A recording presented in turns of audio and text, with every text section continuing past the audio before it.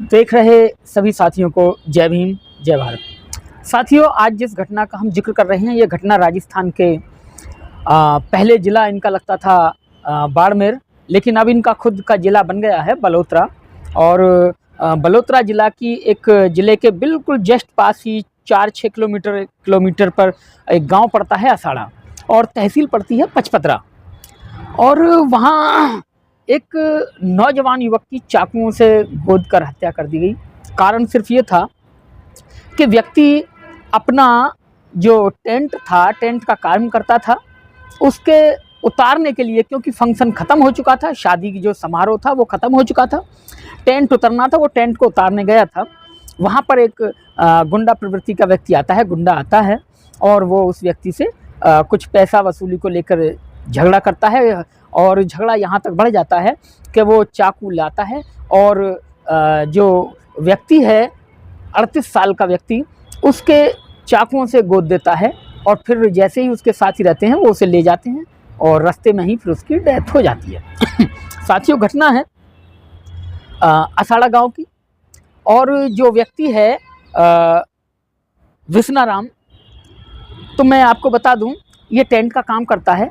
एक इनका छोटा भाई है गजू राम, जो डीजे लाइट का भी काम करता है। और मैं जिक्र इसलिए कर रहा हूँ क्योंकि गजू राम को मैं जानता हूँ। आज से 2016 में गजू राम ने और उनके एक दो साथी और थे, उस गांव के व्यक्ति थे घेवर, उन सब ने मिलके गांव में बाबा साहब की जयंती का एक प्रोग्राम रखा था। और उस प्रोग्राम में एज ए गायक के तौर पर मुझे वहाँ बुलाया गया था। मैं वहाँ गया था, बड़ा मान सम्मान असाड़ा की टीम ने मुझे दिया था। और गजू जोगसान जो है वो एक सामाजिक कार्यकर्ता भी है, बड़ा अच्छा व्यक्ति है। हर साल बाबा साहब की जयंती मनाना और महापुरुषों का जो फंक्शन होता है उसे मनाना। अब मैं घटना पर आता हूँ। ये मैं उनमें परिचय दिया है गजेंद्र जोगसान का, कि ताकि आप लोगों को पता चल जाए कि गजेंद्र जोगसान जिसके के भाई का, बड़े भाई का मर्डर हुआ है, वो व्यक्ति सामाजिक है, इसलिए मैं आपसे जिक्र खास कर रहा हूँ। साथियों, ये घटना 10 तारीख की है, जैसा कि मेरे पास में रिपोर्ट है और FIR है, उसी के आधार पर मैं आपको बता रहा हूँ। मेरी वहाँ बात हुई तो उन्होंने मुझे बताया कि 10 तारीख को रात को उनका शाम को टेंट लगा था और 10 तारीख को रात को शादी ख़त्म हो गई। और सुबह 10 तारीख को टेंट उतारने 1:30 बजे के करीब जब विष्णाराम अपना टेंट उतारने गया तो वहाँ एक व्यक्ति आता है हर्षदान करके, जो राजपूत ठाकुर जाति से है। अपना विष्णाराम है जोगसान एक गोत्र होता है मेघवाल जाति का। अच्छा, मेघवाल जो जाति है वो चमार जाति की ही एक, जैसे चमारों में से ही एक जाटव निकला, ऐसे ही राजस्थान में चमारों से ही मेघवाल जाति निकली। तो मेघवाल जाति का जो लड़का है ये विष्णाराम, ये टेंट अपना उतारने गया और वहाँ एक छोटी सी बात को लेकर और झगड़ा हो जाता है। और हर्षदान एक राजपूत लड़का जो उससे लड़ाई झगड़ा करता है, और लड़ाई झगड़ा वो यहाँ तक बढ़ जाता है कि पैसे को लेके, भाई तूने यहाँ टेंट लगाया, मेरा इलाका है, या तू क्यों लगाया। और इस बात को, लड़ाई झगड़े को लेकर उसने चाकुओं से गोदकर विष्णाराम की हत्या कर दी। विष्णाराम की हत्या सिर्फ इसलिए की गई क्योंकि एक मेघवाल जाति का व्यक्ति था, शेड्यूल कास्ट का व्यक्ति था, इसलिए मार दिया गया। साथियों, ये जातिवाद के ही कारण ऐसा हुआ। अगर जातिवाद नहीं होता तो शायद ऐसा नहीं होता। लेकिन अब आप देखिए किसी अदर औरों को देखिए कि जब भी कुछ ऐसी बात होती है तो तुरंत एनकाउंटर कर देती है पुलिस। लेकिन यहाँ 2 दिन बीत चुके हैं लेकिन अभी तक हत्यारे का कोई अता पता नहीं है। पुलिस चाहती तो उसके परिवार को उठा के उसको बुलवा सकती थी कि कहाँ है बताओ, और दबाव में आके सब कुछ हो सकता था। लेकिन कह ये सकते हैं कि हर जगह ठाकुर जाति के जो लोग हैं वो बैठे हुए हैं, तो वो कोशिश करते हैं कि मामला कैसे बच जाए, कैसे बच सकता है पुलिस से, साम दाम दंड भेद से, उसे बचाने की पूरी कोशिश कर रही है।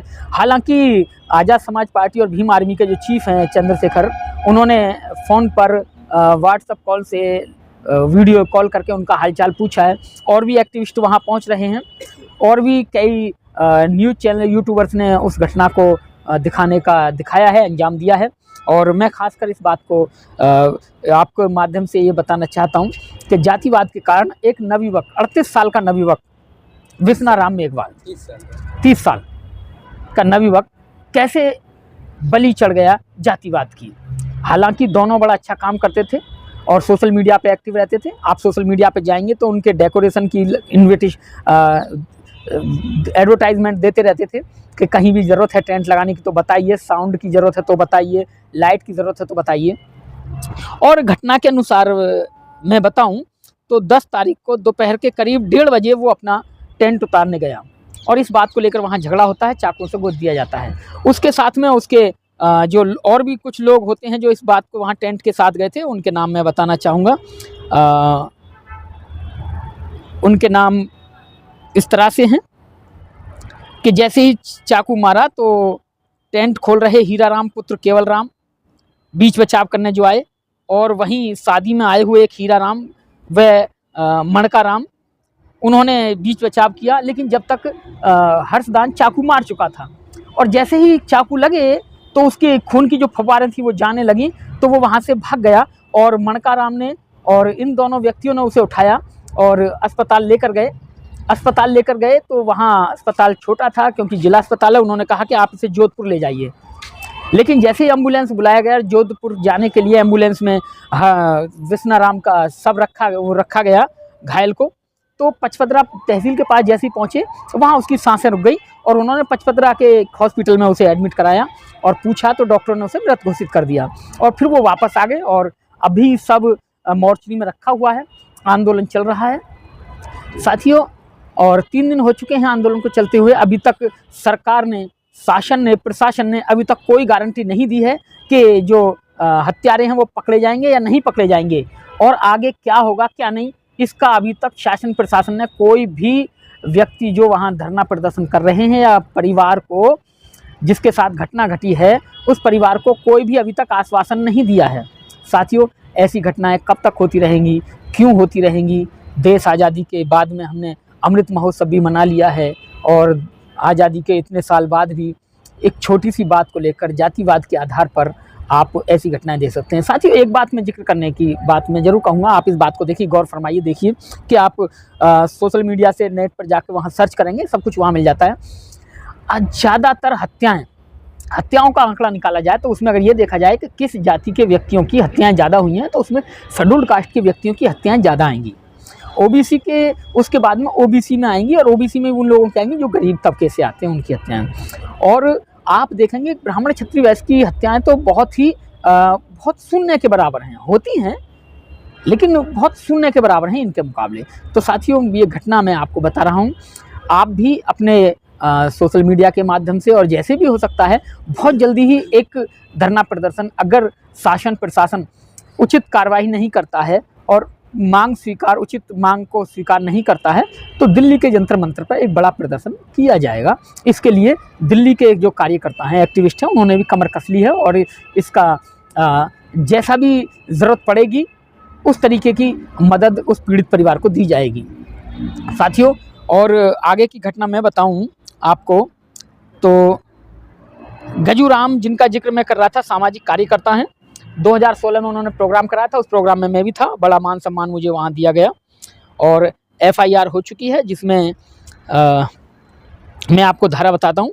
मामला जुर्म धारा 103 BNS 2023 और इस तरीके की धाराएं SC/ST एक्ट में मुकदमा दर्ज कर लिया गया है। लेकिन अभी तक जो हत्यारे हैं, हत्या करने थे, ऐसा नहीं हो सकता साथियों कि हत्या अकेला व्यक्ति कर दे, क्योंकि इधर 2-3 व्यक्ति हैं, उधर हर्षदान अकेला आया और एक आदमी को मार ले। हो सकता है कि 2-4 और भी उसके साथ होंगे, तभी उसका हौसला बना और उसने चाकू जो अपनी जेब से निकाला और जो पहले से ही एक प्लान के तौर पर आया था कि आज मुझे इसको मारना है, और वो आता है, लड़ाई झगड़ा करता है और उसको चाकुओं से गोद देता है और हत्या हो जाती है। तो साथियों, ऐसा मामला कब तक होता चलेगा? इसका कारण अगर मैं देखता हूँ, मैं आपको लेकर चलता हूँ, आप इसका आपके जो भी सुझाव हैं वो आप कमेंट में ज़रूर बताएं, एक बार वहाँ तक देखा जाए। साथियों, संविधान निर्माता बाबा साहब डॉक्टर अम्बेडकर कहते हैं कि संविधान कितना अच्छा क्यों ना हो, लेकिन उसको चलाने वाले लोग अच्छे हैं तो अच्छा है, और अगर चलाने वाले लोग गलत हैं तो गलत साबित होगा। साथियों, वही है, कानून बहुत अच्छा है, लेकिन कानून को चला कौन रहे हैं ये उन पर निर्भर करता है। साथियों, अगर हत्याओं के मामलों को रोका जाए तो पुलिस, प्रशासन, शासन और जो हमारा संविधान है, हमारा कानून है, वो उनको रोक लगा सकता है। लेकिन क्या है के छोटे से जाति के कारण अपनी जाति के व्यक्तियों को देखकर उनकी मदद करना, उनको हेल्प करना, उन्हें बचाना, जिसके कारण आदमी को लगता है कि हत्या करने के बाद में इतना बड़ा मामला नहीं बनता है। लेकिन यह है कि कुछ दिन की सज़ा होगी, 2-4 महीने जेल में रहेंगे, उसके बाद में जमानत हो जाएगी और फिर निकल आएंगे। केस चलता रहेगा, पीढ़ी दर पीढ़ी बीत जाएंगी और कुछ नहीं होने वाला। इसी कारण आदमी की हिम्मत बढ़ती है और वो हत्या तक प्लान बना लेता है। जिस दिन इसके 2 कारण हो सकते हैं। एक तो जिस दिन जिसके परिवार में हत्या हुई है, जिसके परिवार के साथ ये घटना घटी है, उस परिवार का व्यक्ति टिट फॉर टैट का मामला अपना ले, उस दिन हत्याएं रुकने का काम हो जाएंगी। बतौर सबूत अगर मैं कहना चाहूँ, किसी शख्स का नाम लेना चाहूँ, तो फूलन देवी को मैं इसमें कह सकता हूँ। दूसरा ये है कि अगर भारत के नागरिक चाहें कि भाई नहीं, ऐसा नहीं, कानून चाहे, भारत का कानून और कार्रवाई, पुलिस चाहे, प्रशासन चाहे, तो वो इन सब को रोक सकती है कि पुलिस उठाए और महीने में ही उसकी इंक्वायरी होके और उसको उसी का दंड मिले, फांसी की सज़ा। क्योंकि वहाँ भी हत्या हुई है, वहाँ भी जान की हानि हुई है और जान गई है, और वहाँ भी अगर फांसी की सज़ा हो तो बलात्कार जैसे जुर्म हुए और हत्या जैसे जुर्म हुए ये काफ़ी हद तक कम आ जाएंगे। तो साथियों, रिपोर्ट आपको अभी आप देख रहे हैं कि मेरे बराबर में एक रिपोर्ट है जो FIR है। इस FIR को आप पढ़िए और देखिए कि इसमें सारा वैसे जानकारी दे दी गई है और आपको लगे इसमें सभी का नंबर है। आप भी परिवार को बात करके सांत्वना दे सकते हैं, आर्थिक सहयोग भी उनको दे सकते हैं और पूरी रिपोर्ट आप पढ़ सकते हैं। अगर आपको लगता है तो आप भी अपने इलाके में धरना प्रदर्शन करके राष्ट्रपति, प्रधानमंत्री, कानून और गृह मंत्री को ज्ञापन दे सकते हैं और इस तरह की शेड्यूल्ड कास्ट के लोगों पर हो रही हत्याओं को, जो हत्याएं हो रही हैं, उन पर लगाम लगाने के लिए आप गृह मंत्री को और प्रधानमंत्री को, राष्ट्रपति को ज्ञापन दे सकते हैं। क्योंकि आज एक नौजवान हमारा जो साथी है विश्नाराम, वो गया है। कल को ऐसे ही धीरे धीरे बारी आती रहेगी। जब तक कानून अपना काम सख्ती के साथ नहीं करेगा, इस तरह की घटनाएं होती रहेंगी। तो साथियों, आज की घटना मैं जो बता रहा हूँ बड़ी दर्दनाक घटना है। छोटे छोटे बच्चे हैं, उसके कौन पालेगा, उन बच्चों की कौन जिम्मेदारी लेगा।